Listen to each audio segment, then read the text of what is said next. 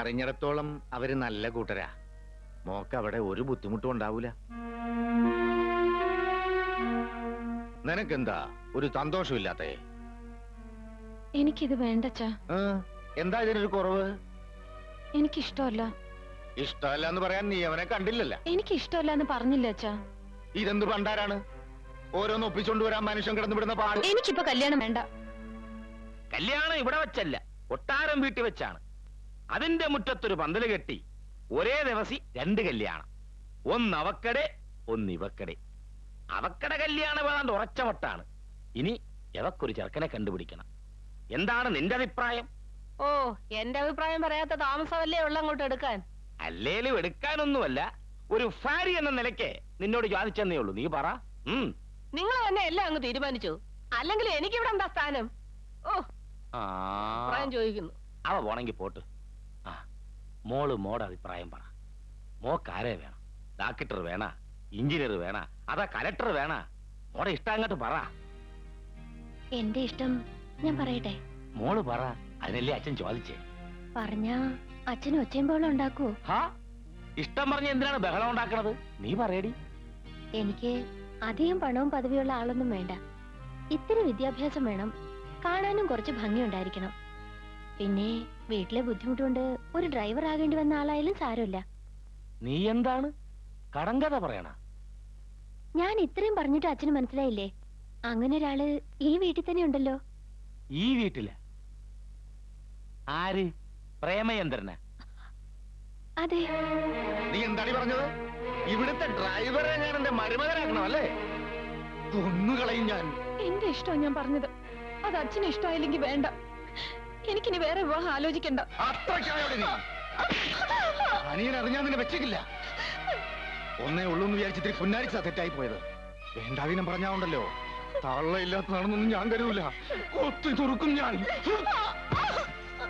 ഒരു കാര്യം ഞാൻ പറഞ്ഞേക്കാം, അടുത്ത ആഴ്ച അവര് വരും. ഇനി നിനക്ക് ചെറുക്കനെ ഇഷ്ടമായില്ലെങ്കിൽ ആ കല്യാണം നടക്കും. നിന്റെ മനസ്സിലുള്ളതും കളഞ്ഞരെ. ഇല്ല, അത് കഴിയില്ല.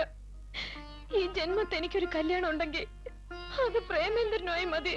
പ്രേമചന്ദ്രൻ വേണ്ടി പോരുത് നായിന്റെ മോളെ.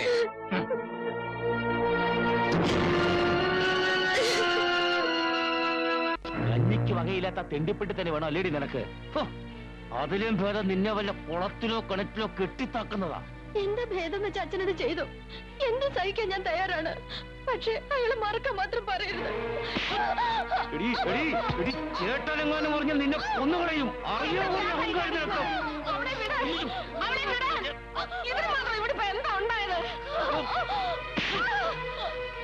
മക്കളെ മര്യാദയ്ക്ക് വളർത്തണം, അല്ലെങ്കിൽ എങ്ങനെ ഇരിക്കും?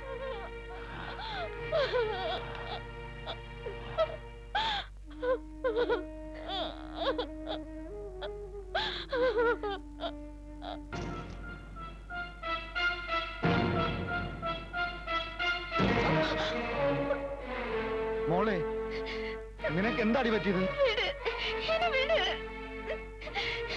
എന്നെ ഇവിടെ ആർക്കും വേണ്ടല്ലോ. എന്റെ അമ്മ ഉണ്ടായിരുന്നെങ്കിൽ.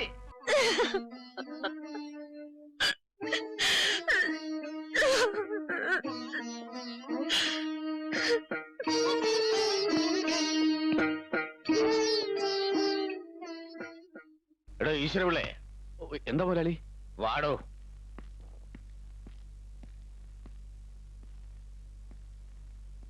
ആ വാതിലടച്ച് കുറ്റിയിട്ടെ. എന്തിനാ? ആ വാതിലടച്ച് കുറ്റിയിടാൻ.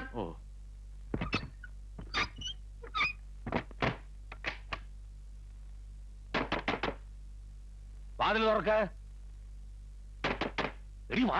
ഇല്ല, ഈ കല്യാണത്തിന് അച്ഛൻ സമ്മതിക്കുന്നത് വരെ ഞാൻ ഇതിനകത്ത് കിടക്കും. ഇവിടെ കിടന്ന് ചാകും. എന്നാ ചത്തോടി. നിന്റെ ശവെടുക്കലിന് മുമ്പേ ഞാൻ അവനെ കണ്ടുവച്ചു വരട്ടെ. ആ നായിന്റെ മോനെ ഇന്ന് ഞാൻ.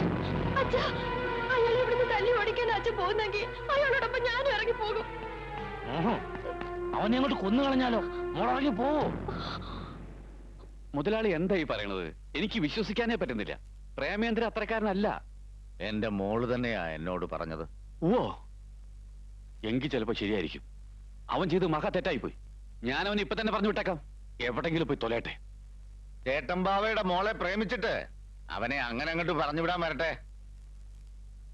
മുതലാളി അവനൊന്നും ചെയ്യരുത്. അറിവില്ലാണ്ട് പറ്റിപ്പോയതാവും. അവനൊരു പാവ. അവൻ പാവാ, അതെനിക്കറിയാം. അതുകൊണ്ടല്ലേ തന്നെ വിളിച്ച് ആലോചിച്ചത്. എന്റെ മോക്കടെ ഇഷ്ടം അതാണെങ്കിൽ എങ്കി മുതലാളി ഈ ജമ്മത്തി എന്ന് ഏറ്റവും നല്ല കാര്യമാണ് ഇതെന്ന് ഞാൻ പറയും. അവൻ നല്ലവനാ, ഇത്തിരി കാശിന്റെ കുറവുള്ളൂ. അതൊന്നും സാരമില്ലടോ. എന്റെ മോക്കടെ സന്തോഷത്തിനപ്പുറത്ത് എനിക്കൊന്നും വേണ്ടോ. താൻ വാതിൽ തുറക്ക്. അനിയനെ ഇപ്പൊ തന്നെ വിളിച്ച് ആലോചിച്ചേക്കാം. ശരി മുതലാളി.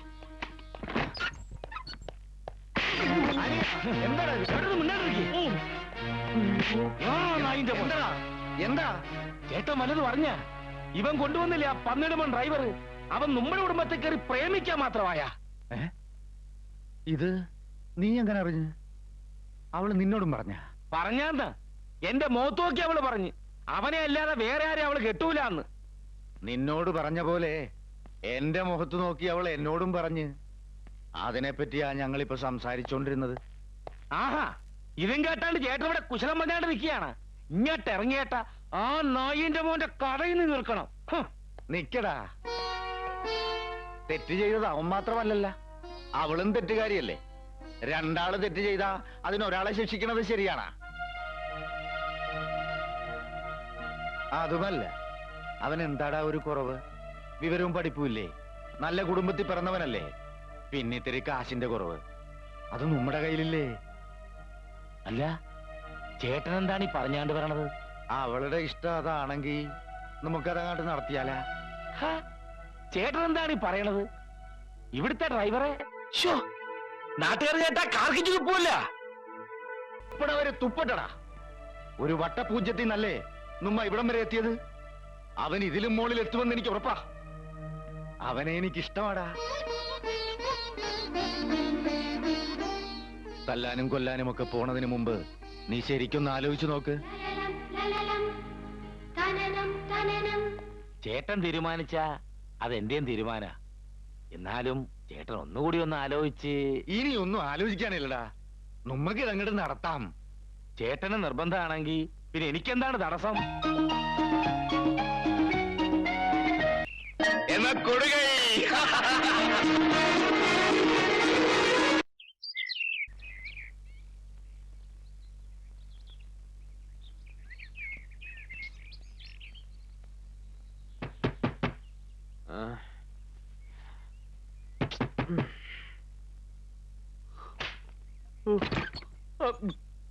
ഇപ്പോഴാണോടാ എഴുന്നേക്കുന്നത്? ഇന്നലെ രാത്രി ചെമ്മീൻകെട്ടിൽ കാവലി കിടക്കാൻ വിട്ട് പുലർന്നിട്ടാ വന്നത്. രാത്രി മുഴുവൻ കാവല്, പകല് മുഴുവൻ ഉറക്കവും, സമയം കിട്ടിയ പ്രേമവും അല്ലേടാ? എന്ത് ധൈര്യത്തിലാടാ നീ ചേട്ടമ്പാവയുടെ മോളെ കയറി പ്രേമിച്ചത്? അയ്യോ മുതലാളി, ഞാൻ പ്രേമിച്ചിട്ടില്ല. സത്യമായിട്ട് ഞാൻ ആരും പ്രേമിച്ചിട്ടില്ല. പ്രേമിച്ചിട്ടില്ലേ? ഇല്ല, പ്രേമം എന്താണെന്ന് പോലും എനിക്കറിയില്ല. ഹ! എന്റെ മോളെ കണ്ണും കൈയും കാണിച്ചു മയക്കിയിട്ട് ഇപ്പൊ ചതിക്കാനും നോക്കണ. വരാൻ പറയടാ. നിന്റെ തന്തയോടും തള്ളയോടും ഇപ്പൊ തന്നെ വരാൻ പറ. ഇനി രണ്ടിലൊന്ന് അറിഞ്ഞിട്ട് ബാക്കി കാര്യം. ഇന്ന് തന്നെ പോയി അവരെ കൂട്ടിക്കൊണ്ട് വാ. അവരെല്ലാം സുഖമില്ലാതെ കിടപ്പില്ല, യാത്ര ചെയ്യാൻ പറ്റില്ല. ആ, എന്നാ നമുക്ക് അങ്ങാട്ട് പോകാം. വേഗം കുപ്പായം മാറ്റി വാ. എന്താടോ? ഒന്നുമില്ല. വെടികൊണ്ട പന്നിയെപ്പോലെ നിൽക്കാതെ വേഗം പോയി റെഡിയാവാൻ നോക്കടാ. നിന്റെ വീട്ടിൽ വന്ന് ചേട്ടമ്പാവ പറയാൻ പോകുന്ന എന്താണെന്നറിയോ? നിന്റെയും അമ്മൂന്റെയും കല്യാണക്കാരും. അതേടാ, താൻ എന്തായി പറയുന്നത്? അമ്മൂനെ നിനക്ക് കെട്ടിച്ചു തരാൻ ചേട്ടൻ ബാവയും അനിയൻ ബാവയും അമ്മയും എല്ലാവരും കൂടി തീരുമാനിച്ചു കഴിഞ്ഞു. വിശ്വസിക്കാൻ പറ്റുന്നില്ല അല്ലേ? അതാടാ ചേട്ടൻ ബാവി അനിയൻ ബാവി. അവര് തീരുമാനിക്കുന്നത് എന്താണ് ഈശ്വരന് പോലും പിടികിട്ടില്ല. എന്നാലും പിള്ളച്ചേട്ടാ, ഇതെങ്ങനെ സംഭവിച്ചു? അവള് കരഞ്ഞു വിളിച്ച് ബഹളുണ്ടാക്കി. നിന്നെ കിട്ടിയില്ലെങ്കിൽ ചത്തുകളയെന്ന് പറഞ്ഞു. ആ പാവ ഒരുപാട് തല്ലും കൊണ്ടു. എല്ലാം നിനക്ക് വേണ്ടിയാ. ഇതിന് മാത്രം ഞാൻ എന്ത് പുണ്യം ചെയ്ത് പിള്ളച്ചേട്ടാ? അമ്മൂനോടും മാളൂരോടെന്ന പോലെ ഒരു തമാശയായിട്ടാ ഞാൻ. ഒക്കെ ഈശ്വരനിശ്ചയാന്ന് കൂട്ടിയാ മതി. കൊട്ടാരം വീട്ടിലെ സന്തതി ഇവിടെ ഡ്രൈവറായിട്ട് വരാനും ഇവിടത്തെ പെണ്ണിനെ കെട്ടാനും ഒക്കെ ഓരോ നിയോഗങ്ങളാ. വെറുതെ സമയം കളാതെ വേഗം റെഡി ആയിട്ട് വാ. നമുക്ക് എന്റെ വീട്ടിൽ പോണ്ടേ?